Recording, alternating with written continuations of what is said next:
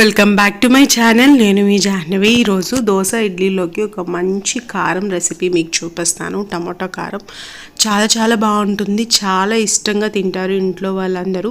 బోండాల్లో కూడా ఈ కారం చాలా బాగుంటుంది. ఒకసారి తప్పకుండా ట్రై చేయండి. ముందుగా కడాయి పెట్టుకొని దాంట్లో ఒక 2 టేబుల్ స్పూన్ల దాకా ఆయిల్ని యాడ్ చేసుకోండి.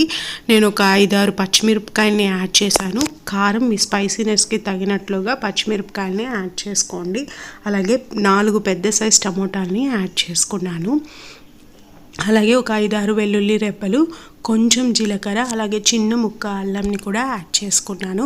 ఈ టమోటాలన్నీ మనకు బాగా మగ్గేంత వరకు మగ్గించుకోవాలి.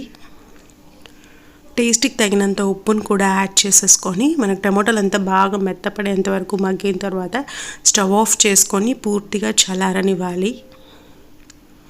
పూర్తిగా చల్లారిన తర్వాత దీన్ని మనం మిక్సీ పట్టేసుకుందాము. ఇది అన్నంలోకి తినాలనుకుంటే కాస్త కచ్చాపచ్చాగా మిక్సీ పట్టుకోండి. దోశ ఇడ్లీలోకి అయితే మెత్తగా పేస్ట్ లాగా చేసేసుకోవచ్చు.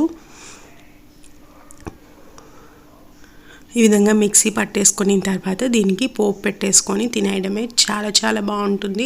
తప్పకుండా ట్రై చేయండి. పిల్లలకి, పెద్దవాళ్ళకి అందరికీ నచ్చుతుంది. కావాలంటే దీంట్లో కొత్తిమీర కూడా యాడ్ చేసుకోవచ్చు.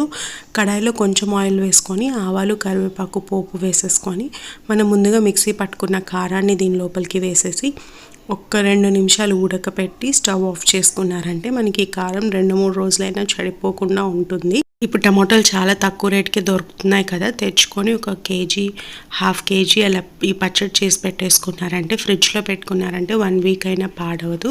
మనం దోశ, ఇడ్లీ, అన్నంలోకి దేంట్లోకైనా తినచ్చు. చాలా చాలా టేస్టీగా ఉంటుంది. తప్పకుండా ట్రై చేయండి. ఎలా వచ్చిందో నాకు కమెంట్ సెక్షన్లో చెప్పండి.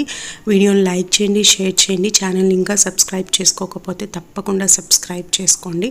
Thank you for watching. See in the next video. Take care. Bye.